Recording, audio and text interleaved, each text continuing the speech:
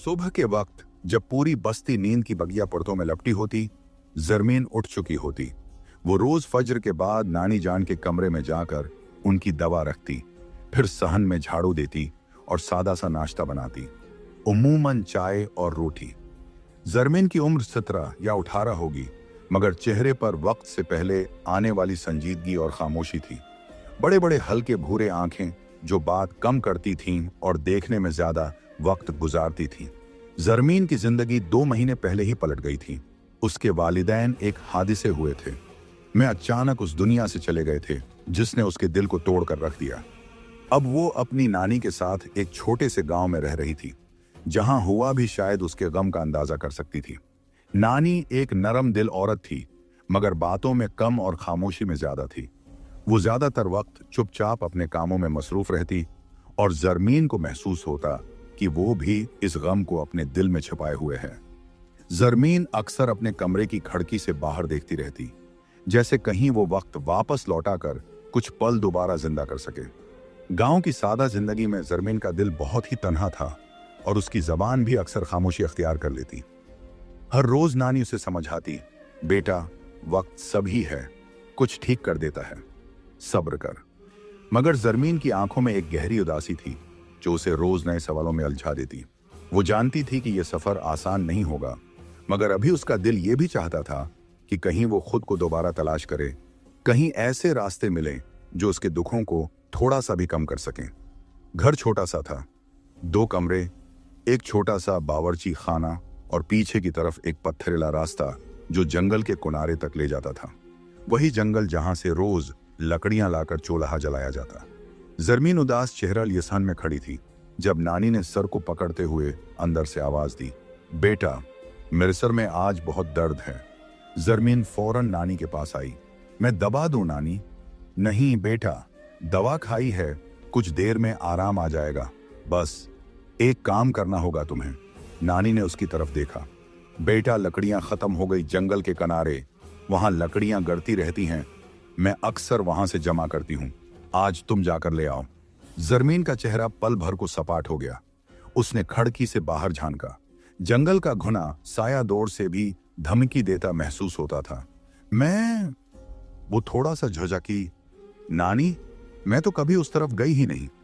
नानी ने थोड़ी संजीदा आवाज में कहा, हाँ मैं जानती हूं, और सुनो, जंगल के अंदर मत जाना, बस किनारे से लकड़ियां उठा लेना, जहां मैं रखती हूं, अंदर कोई नहीं जाता। नानी की आंखों में एक अनजान सा डर छिपा था। जरमीन ने आहिस्ता से सर हिला दिया। ठीक है नानी, मैं कोशिश करती हूं। चंद लम्हे बाद वो घर से निकल गई। रास्ता खामोश था और उसके कदम धीरे धीरे आगे बढ़ रहे थे। जैसे जैसे वो जंगल के करीब पहुंची, दरख्त लंबे, सायादार और खामोश खड़े थे, जैसे उसकी मौजूदगी को महसूस कर रहे हों। उसने जल्दी से गर्दो नवाह देखा। कुछ लकड़ियां एक तरफ गिरी पड़ी थीं, शायद नानी ने पहले से जमा कर रखी थी। जरमीन ने जल्दी से वो लकड़ियां इकट्ठा करना शुरू की, मगर उसका दिल मुसलसल धड़क रहा था। जंगल के अंदर से एक अजीब सी खामोशी थी। जरमीन ने खुद को संभाला, बस कुछ लकड़ियां और फिर फौरन वापस। मगर जैसे ही उसने आखिरी लकड़ी उठाई, दरख्तों के दरमियान कुछ हिला सा, जैसे किसी ने साया बदला हो। उसने फौरन गर्दन मोड़कर देखा, कुछ नहीं था, मगर उसका दिल गवाही दे रहा था, वो अकेली नहीं है। जरमीन ने लकड़ियों का गुठा उठाया और तेजी से पीछे मड़ गई। वापसी के हर कदम पर वो महसूस करती रही जैसे दरख्त उसकी हर सांस सुन रहे हों। जब वो घर के दरवाजे पर पहुंची तो एक अजीब सी सुकून की लहर इस पर छा गई। आ गई? नानी ने दरवाजा खोला। कोई दिक्कत तो नहीं हुई? नहीं नानी, सब ठीक था। जरमीन ने झूठ बोला, क्योंकि वो खुद नहीं जानती थी कि वो क्या महसूस करके आई है। उस रात वो नींद से पहले देर तक छत को घूरती रही, जैसे कुछ जवाब उसकी आंखों हैं। मैं झांक रहा हूं। सुबह सूरज ने जब गांव की खिड़कियों पर सुनहरी रोशनी बिखेरी तो नानी चुपचाप घर की तरफ कदम उठाने लगे। जरमीन जो अभी कमरे हैं से बाहर निकली ही थी, फौरन दौड़कर उनके पास पहुंची। नानी, ये आप कहां जा रही हैं? नानी ने जैसे मासूमियत से मुस्कुराकर कहा, बेटा कल तुम इतनी कम लकड़ियां लाई थी जो खत्म हो रही हैं, दोपहर का खाना भी पकाना है। जरमीन ने नरमी मगर मजबूती से उनका हाथ थामा। नानी, अब आप कोई काम नहीं करेंगी। मैं हूं ना, मैं ले आऊंगी लकड़ियां। नानी ने हैरानी से जरमीन की तरफ देखा। शायद पहली बार उसकी आंखों में वो हिम्मत नजर आई जो किसी तकलीफ ने नहीं बल्कि जिम्मेदारी ने पैदा की थी। लेकिन बेटा, तुमने तो कभी, मुझे पता है, हमने तो कभी। नानी, आप बस आराम करें। नानी खामोश हो गईं और जरमीन को दुआओं भरी नजरों से देखती रहीं। जरमीन ने अपने दोपटे का कोना कसा और एक आखिरी बार नानी की तरफ देखकर चल पड़ी। जंगल आज भी वैसा ही था, खामोश, गहरा और परउसरार। मगर आज जरमीन के कदम थोड़े पुरएतमाद थे। उसे पता था कि उसे सिर्फ किनारे से लकड़ियां लेनी हैं, अंदर नहीं जाना। जैसे ही वो जंगल के करीब पहुंची, उसकी सांसें फिर से तेज हो गईं। कल की वो सायादार हलचल अभी भी उसकी याद में जिंदा थी। उसने दाएं बाएं देखा, सब कुछ वैसा ही था, खामोश, साकत। उसे कुछ लकड़ियां पहले ही गड़ती नजर आईं, ठीक उसी जगह जहां नानी कहा करती थी। जरमीन ने लकड़ियां समेटना शुरू की और एक तरफ रख दें, जंगल का किनारा तो वो रोज देखती थी। वही पीले पत्ते, खिशक टहनियां और झाड़ियों से भरे रास्ते। मगर आज न जाने क्यों दिल में ख्वाहिश जागी कि थोड़ा अंदर चला जाए, ऐसा कुछ जो मामूल से हटकर हो। शायद बस कुछ नया देखने का जी चाहा। जरमीन ने अपने दोपटे को अच्छी तरह संभाला और आहिस्ता आहिस्ता दरख्तों के दरमियान बढ़ती चली गई। अचानक कहीं पीछे से एक अजीब सी घट सुनाई दी, जैसे कोई जानवर गुर्रा रहा हो। फिर दूसरा और फिर तीसरा। जरमीन के कदम थम गए। दरख्तों के बीच झाड़ियों में हरकत हुई। किसी शय की भारी सांसें सुनाई देने लगे। दिल धड़कने लगा और जिस्म अकड़ गया। वो पीछे हट गया, हटने लगी, मगर पांव किसी जड़ से उलझ गया और वो जमीन पर गिर गई। और तब अचानक जैसे सब आवाजें रख गईं। सामने से रोशनी की एक नर्म झलक आई और वो किसी के कदमों की चाप सुनने लगी, जैसे कोई बगैर जल्दी के नरमी से चलकर आ रहा हो। जब जरमीन ने नजरें उठाईं, सामने एक नौजवान खड़ा था। कद बुलंद, चेहरा खामोश मगर अजीब प्रकशिश, गंदमी रंगत और सब्ज आंखें, ऐसी सब्ज जैसे जंगल के अंदर छिपा कोई राज। उसने झुककर हाथ बढ़ाया और निहायत नर्म आवाज में कहा, तुम्हें चोट तो नहीं आई? नहीं, मैं ठीक हूं। जरमीन ने नौजवान का हाथ थामा और वो आहिस्ता से उसे उठाकर खड़ा कर चुका था। जरमीन हैरत से देखती रही। वो कुछ बोल न सकी। ये जगह तुम्हारे लिए नई है, लेकिन खतरनाक नहीं जब तक मैं यहां हूं। जरमीन की नजरें उसके चेहरे से हट न सकें। आप कौन हैं? उसने हिम्मत करके पूछा। नौजवान के लबों पर एक हल्की सी मुस्कुराहट आई। मेरा नाम सीएफ है। जंगल के दूसरी जानिब ही मेरा घर है। मुझे ये जंगल बहुत पसंद है और मैं ज्यादातर यहीं पर पाया जाता हूं। लेकिन तुम शायद पहली दफा यहां आई हो। जरमीन ने सिर हिलाया। जी, मुझे लगा बस थोड़ा और आगे चलूं। पता नहीं क्यों दिल चाह रहा था। ये अक्सर होता है जब इंसान कुछ ढूंढ रहा होता है, हम और उसे पता भी ना हो कि क्या।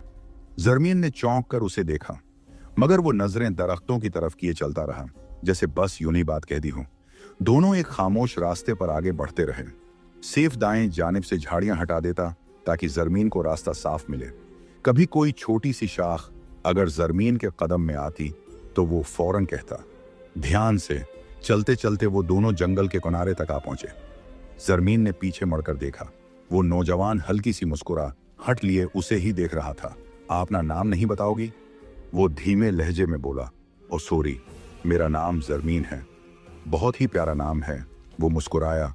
घर चली जाओ, नानी इंतजार कर रही होंगी। वो इतना कहकर आहिस्ता आहिस्ता वापस जंगल की तरफ पलटा। जरमीन देर है तक उसे जाते देखती रही। न वो अजीब था न खौफनाक, बस कुछ था जो उसे और सबसे मुख्तलिफ बनाता था। रात गहरी हो चुकी थी। नानी जान सो चुकी थी, मगर जरमीन की आंखों में नींद का नाम और निशान न था। वो अपनी चारपाई पर लेटी छत को तकते हुए बस एक ही चेहरा याद करती रही, सेफ। न उसने कोई खास बात की थी, न कोई वादा, न कोई झूठा तासर, मगर फिर भी उसकी आंखों में कुछ था। वो सब्ज आंखें जैसे खामोश जंगल के राज बोलती हूं। वो पहली बार किसी के बारे में यूं सोच रही थी, बना इरादा बना अख्तियार। कुछ दिनों बाद जरमीन के दिल में फिर वही कशिश जागी। जंगल की तरफ जाने का दिल चाह रहा था और इस बार वो खुद को रोक न सकी। सुबह की पहली रोशनी के साथ जरमीन ने दोपटा संभाला और जंगल की राह चल पड़ी। यहाँ का हर मंजर अब थोड़ा जाना पहचाना लग रहा था, मगर फिर भी कुछ नया था। जैसे ही वो गहरे दरख्तों के बीच पहुंची, एक आवाज ने उसे रोक दिया। जरमीन! वो मड़कर देखने लगी और वहां सैफ खड़ा था। उसका चेहरा वही पुरस्कौन मगर मामूली मुस्कुराहट लिए था। दोनों खामोशी से कुछ लम्हे एक दूसरे को देखते रहे। सैफ ने फिर कहा, तुम मेहतात रहा करो, जंगल में खतरनाक जानवर भी हो सकते हैं। जरमीन ने हंसकर जवाब दिया, जानती हूं, लेकिन फिर भी आना चाहती हूं। सैफ ने सर हिलाया और रास्ता दिखाने लगा। वो बातें भी करता रहा, लेकिन बिल्कुल मामूल के अंदाज में, जैसे दो पुराने जानने वाले बात कर रहे हों, जिनके दरमियान एक खामोशी की हमदर्दी हो। जब वो जंगल के किनारे पहुंचे, सैफ ने कहा, अब तुम वापस जा सकती हो। जरमीन ने थोड़ा सा झुककर कहा, शुक्रिया सैफ। वो कहकर फूरा अपने घर की तरफ चली गई। आज जरमीन की तबीयत ठीक नहीं थी। वो जंगल जाने का इरादा नहीं रखती थी। वो अपने कमरे में मसरूफ थी कि अचानक उसे महसूस हुआ कि दरवाजे के करीब कुछ है।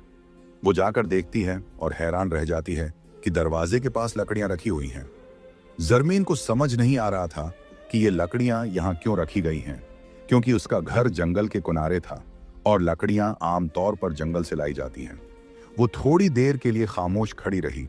दिल में कुछ सवाल उठे। कौन लाया होगा?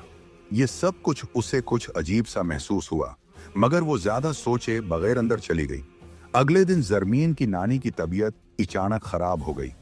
नानी की दवा खत्म हो चुकी थी और घर में कोई भी करीबी दुकान नहीं थी जहां से फौरन दवा ली जा सके। जरमीन का दिल धड़कने लगा। वो घबराई हुई थी। वो सोचने लगी, दवा के बगैर नानी कैसे ठीक होगी। वो फौरन घर से बाहर निकल गई। दवा लेने के लिए दुकान तक जाना था, मगर दुकान काफी दूर थी। रिश्ते में वो तेज कदमों से चल रही थी कि अचानक उसके सामने सैफ आ खड़ा हुआ। सैफ ने उसकी घबराई हुई हालत देखकर पूछा, जरमीन, क्या हुआ? जरमीन ने हचकचाते हुए कहा, नानी की दवा खत्म हो गई है और मुझे फौरन दवा लेने जाना है। तुम घर जाओ, मैं अभी दवा लेकर आता हूं। जरमीन ने हैरत से देखा, मगर उसकी आंखों में यकीन भी था। चला गया और जरमीन घर वापस गई। वो चंद ही मिनटों में दवाइयां लेकर वापस आ गया। जरमीन हैरान थी कि वो इतनी जल्दी कैसे वापस आ गया, लेकिन वो इस वक्त सवालात करने की हालत में नहीं थी। उसकी नानी की तबीयत बिगड़ रही थी। उसने जल्दी से दवाइयां पकड़ी और दिल की गहराइयों से सैफ का शुक्रिया अदा किया। ये लम्हा उनके रिश्ते में एक नया एतमाद और करबत ले आया।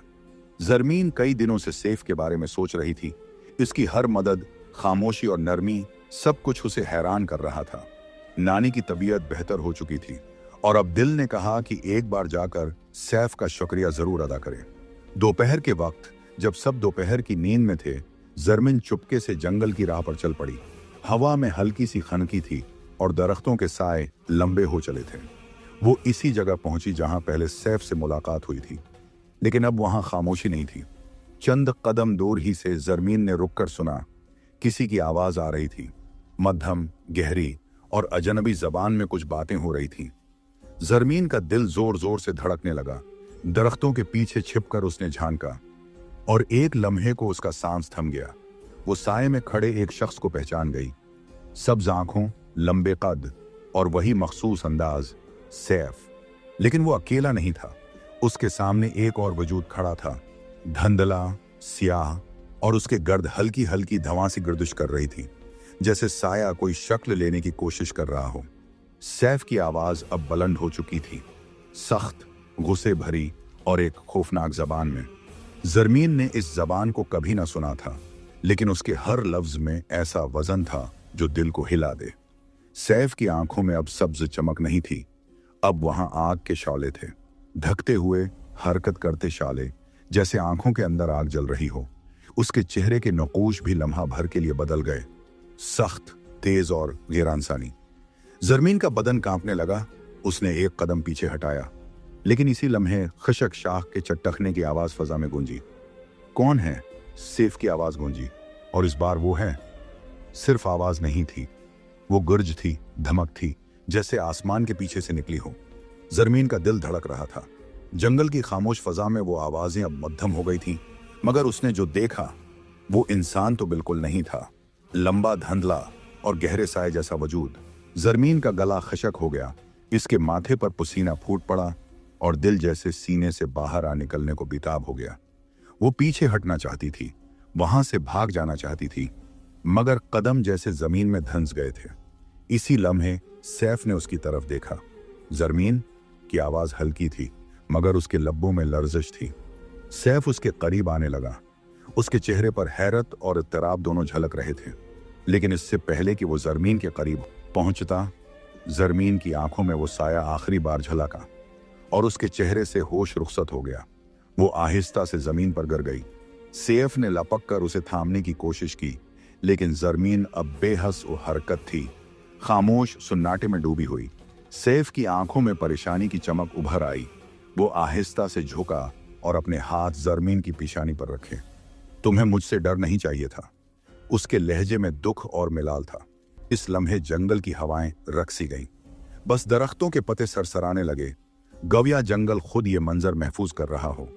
जरमीन ने आहिस्ता से आंखें खोलीं। आंखों के सामने मध्यम रोशनी थी और कमरे की छत का जाना पहचाना मंजर। चंद लम्हे उसे समझने में लगे कि वो कहाँ है। जरमीन, मेरी बच्ची, आंख खोल ली तूने। नानी की थर थराती हुई आवाज जरमीन के कानों से टकराई। उसने गर्दन मोड़ी। नानी उसके सुरहाने बैठी थी, आंखों में नमी, चेहरे पर परेशानी और हाथ उसके माथे पर रखे हुए थे। क्या हुआ था तुझे? कहाँ चली गई थी? दरवाजा खुला था, तू नहीं थी। फिर एक अजंबी लड़का तुझे घर छोड़ गया। तू बेहोश थी बेटा। जरमीन का दिल धड़कने लगा। सैफ, उसे याद आया कि जंगल में क्या हुआ था। वो साया, वो खौफ और सैफ की झलक। फिर वो कुछ याद ना रहा, मगर उस लम्हे उसने नानी के परेशान चेहरे को देखा। वो धीरे से मुस्कुराई। नानी, मैं बिल्कुल ठीक हूं, कुछ नहीं हुआ। शायद बस थकन हो गई थी, आप परेशान ना हों। नानी ने उसके बाल सहलाए। मेरी बच्ची, तू ही तो मेरी जान है। आइंदा यूं अकेली न जाना, दिल होल सा जाता है मेरा। जरमीन ने नरमी से नानी का हाथ थामा और मुस्कुरा दी, जबकि नानी ने जरमीन के माथे पर एक आखिरी बोसा दिया और आहिस्ता से उठकर कमरे से बाहर चली गईं। उनके कदमों की चाप जैसे ही दूर हुई, जरमीन ने चेहरा तकिए में छिपा लिया और दिल का बोझ आंखों के रास्ते बहने लगा। वो ससकने लगी, खामोश, टूटे हुए दिल से। वो शख्स, सैफ। जरमीन के जहन में इसकी सब बातें गूंजने लगी। वो लम्हे जब वो अचानक आ जाता, बगैर कुछ कहे उसकी मदद कर देता, उसे तकलीफ में देखकर खामोश हो जाता और उसकी आंखों में जैसे कुछ खास था, एक कशिश, एक तसल्ली, एक मान। और वो तो उससे दिल लगा बैठी थी। जरमीन ने तकिए में चेहरा दबाया। मैं तो उसे अपना हमदर्द समझ बैठी थी, लेकिन वो तो कुछ और ही था। जंगल का मंजर पलट पलट कर जहन में आने लगा। सैफ की आंखों में भड़कते शौले, वो अजनबी जबान, वो धमासा वजूद। दिल धड़कने लगा, मगर साथ ही उसके सीने में खालीपन उतरा। अब मैं किस पर यकीन करूं? जो शख्स हर बार मेरी हिफाजत करता रहा, वही मेरी खौफ की वजह कैसे बन गया? और फिर वो मुझे बेहोश हालत में वापस भी ले आया। अगर वो खतरनाक होता तो। जरमीन की आंखें बंद थीं, मगर जिहन में सैफ की वो पुरस्कून नजरें थीं, जब वो खामोशी से उसके पास खड़ा होता और सिर्फ देखता रहता था। मैं तो जीने लगी थी, मुझे तो अब जिंदगी अच्छी लगने लगी थी, लेकिन अब सब कुछ बिखर गया है। एक ठंडी सांस लेकर वो तकिए से अलग हुई, आंखों से आंसू पूंछे, लेकिन वो नमी, वो उदासी दिल से नहीं गई। शाम की सरमई रोशनी छत की दीवारों पर आहिस्ता आहिस्ता उतर रही थी। जरमीन तन्हा खड़ी थी, चुपचाप। उसकी नजरें आसमान के बदलते रंगों पर थीं, लेकिन सोचें कहीं और उलझी थीं। सैफ की आंखें, वो खौफनाक लम्हा, और फिर उसका खामोशी से उसे वापस लाना, सब कुछ बार बार जहन में आ रहा था। क्या वो वाकई वैसा ही है जैसा मैंने देखा, या उसके पीछे कुछ और सच है? उसके दिल में एक अजीब सा खालीपन था, मोहब्बत, दुख और धोखे का खौफ। अचानक एक नर्म सी आहट ने उसे चौंका दिया। वो पलटी और सांस जैसे एक लम्हे को रुक गई। सामने सैफ खड़ा था। सायादार रोशनी में उसका चेहरा साफ दिखाई दे रहा था, थका हुआ, खामोश, मगर आंखों में एक गहरी चमक लिए। जरमीन के अंदर खौफ की एक सर्द लहर दौड़ गई। वो एक कदम पीछे हुई। सैफ ने यह हरकत देखी और उसकी आंखों में एक दर्द सा अभर आया। उसने आहिस्ता से आंखें बंद कर लीं। चंद लम्हे मुकम्मल खामोशी में गुजरे। फिर सैफ की आवाज अभरी, मध्यम, बोझल और टूटे हुए लहजे में, मुझे माफ कर दो जरमीन, मैंने तुमसे अपनी सच्चाई छिपाई कि मैं एक जिन हूं। जरमीन साकत खड़ी थी। सैफ ने नजरें झुकाई। लेकिन जरमीन, मैं क्या करता, मुझे तुम अच्छी लगने लगी थी। तुम्हारी सादगी, तुम्हारी मुस्कुराहट मेरे लिए नई थी, रोशन थी। और अगर मैं तुम्हें सच बता देता तो तुम कभी मेरे करीब ना आते, यूं ही डरती जैसे अब डर रही हो।